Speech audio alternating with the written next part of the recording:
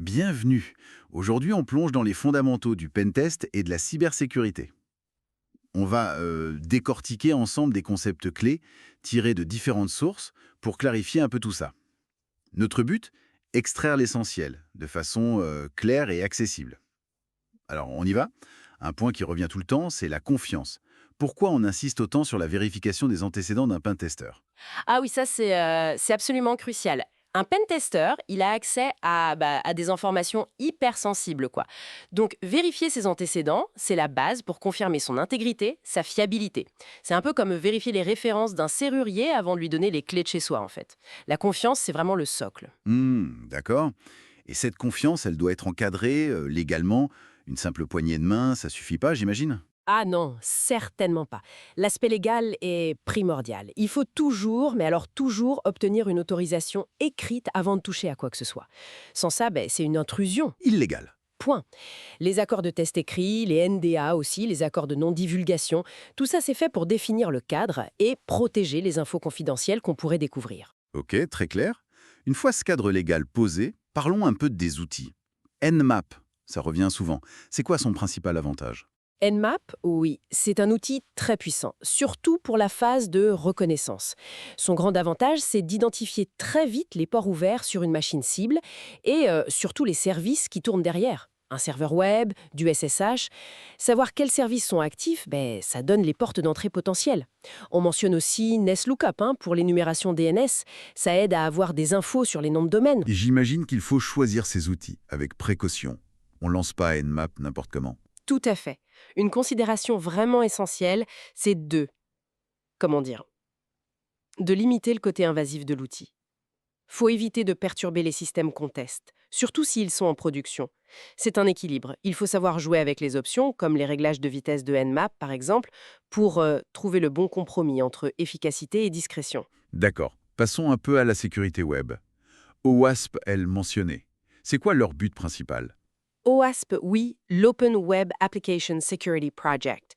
C'est une référence incontournable. Leur objectif principal, c'est d'améliorer la sécurité des applications web. Ils fournissent plein de ressources, dont le fameux top 10 des failles les plus critiques. On y retrouve des risques comme les injections SQL ou les problèmes de gestion de session, ce genre de choses. Et les certificats SSL?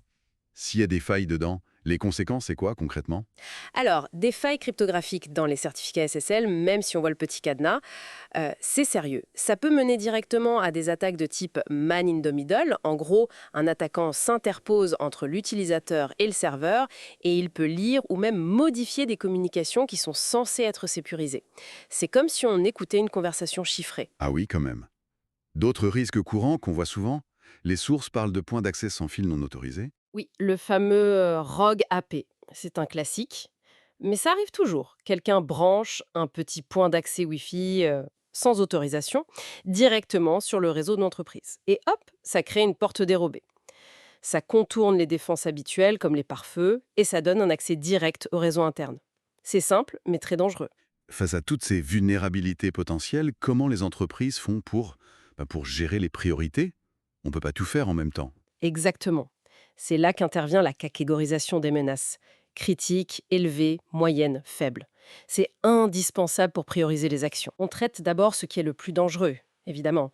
Et dans des contextes comme la conformité PCI DSS pour la sécurité des données de carte bancaire, là, on a des exigences très précises. Des scans de vulnérabilité tous les trimestres par un fournisseur approuvé, un ASV, l'utilisation de questionnaires d'auto-évaluation, les SAQ, ça structure la démarche. Donc, si on résume un peu, Oui, en résumé, ce qu'on voit, c'est que la cybersécurité et le pentest, c'est un mélange assez complexe. Il faut des compétences techniques, bien sûr, pour manier les outils comme Nmap, comprendre les failles, mais aussi une rigueur éthique et légale absolue. Les autorisations, les NDA.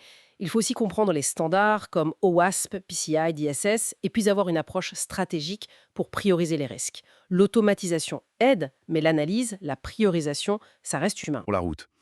Les sources évoquaient la difficulté de scanner des appareils très spécifiques, comme le matériel médical. Ça demande une expertise pointue et les conséquences d'une erreur peuvent être graves. Ça soulève une question, je trouve.